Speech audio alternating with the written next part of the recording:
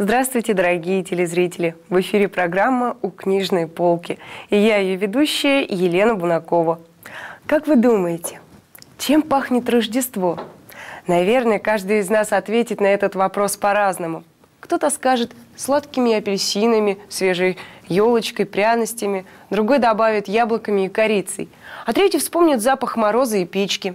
А для героя рассказа Василия Никифорова-Волгина «Серебряная метель» Рождество пахло вьюгой и колючими хвойными лапками. И ожидание праздника было наполнено чудом. Рождественским духом чудес исполненные святочные рассказы самых разных авторов, вне зависимости от времен и расстояний, которые их разделяют. Это особое рождественское мировосприятие отражено в книге, которую сегодня мы предлагаем вашему вниманию. Она вышла в свет в издательстве «Никея» и называется «Серебряная метель». Об этой книге далее в нашей программе.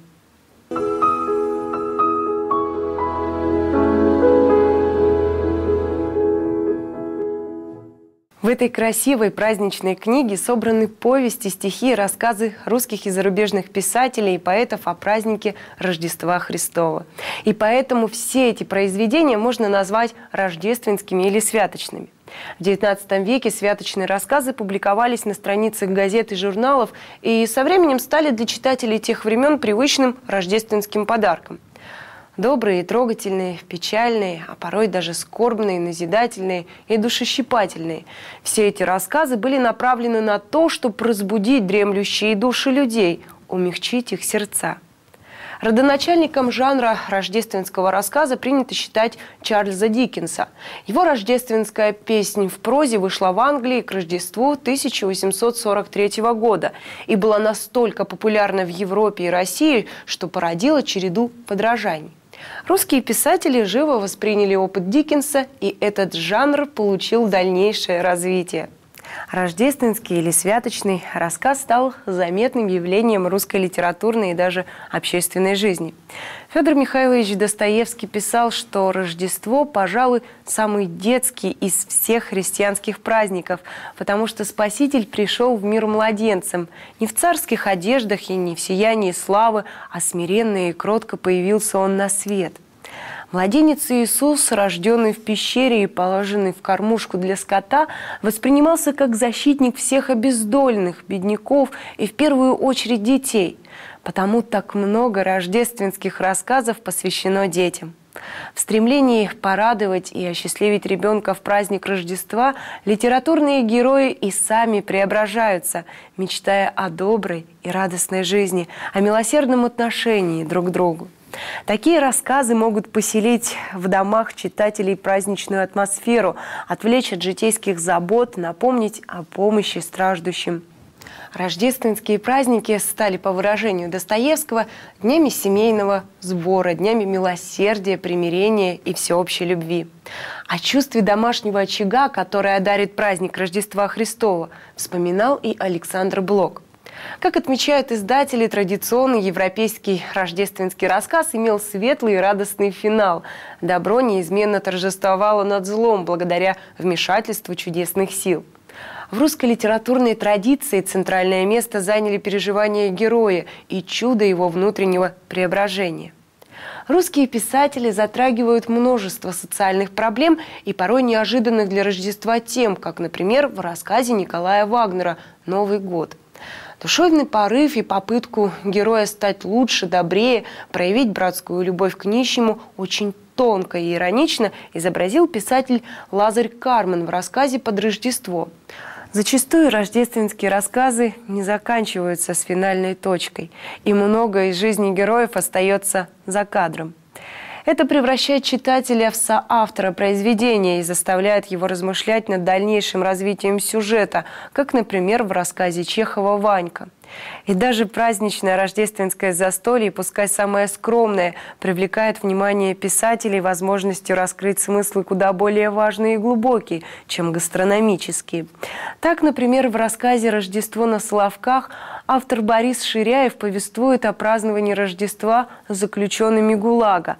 А читая произведение Ивана Шмелева «Рождество в Москве», читатели ощутят ту тоску по утраченной родине, которую переживал сам писатель, живя долгое время в эмиграции. Наконец, рассказ «Портвейн в бурю» Джорджа Макдональда поведает нам о тихом рождественском вечере с бесценными семейными воспоминаниями. Не забывали литературные гении и о главном, духовном смысле праздника Рождества Христова. Своими сочинениями они стремились не только удивить читателя, но и напомнить ему о самой сущности праздника, подчеркнуть смысл человеческого существования. Более 2000 лет назад божественная любовь, по словам митрополита Антония Сурожского, вошла в мир в образе новорожденного ребенка со всей его хрупкостью, беззащитностью, которая поистине является образом любви, себя отдающей, никогда себя не защищающей, все дающей, на все надеющейся. И об этом напоминают нам многие рождественские рассказы, стихи и песни. Прочитаю некоторые из них. Вот, например, стихотворение Ивана Бунина. «Еще те звезды не погасли, еще заря сияет та, что озарила миру ясли новорожденного Христа.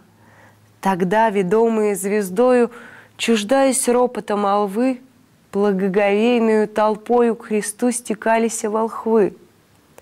Пришли с далекого востока, неся дары с восторгом грез, и был от иродова ока спасен властительный Христос. Прошли века, и Он распятый, но все по-прежнему живой идет, как истинный глашатый по нашей пажити мирской. Идет по-прежнему обильный, святыней, правдой и добром, и не поборет Ирод сильный его предательским мечом».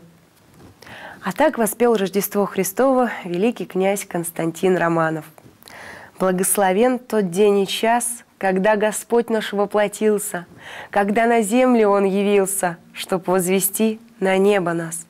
Благословен тот день, когда отверзлись вновь врата Эдема, над тихой весью Вифлеема взошла чудесная звезда, когда над храминой убогой в полночной звездной полумгле воспели слава вышних Богу, провозвестили мир земле и людям всем благоволение. Благословен тот день и час, когда в Христовом воплощении звезда спасения зажглась».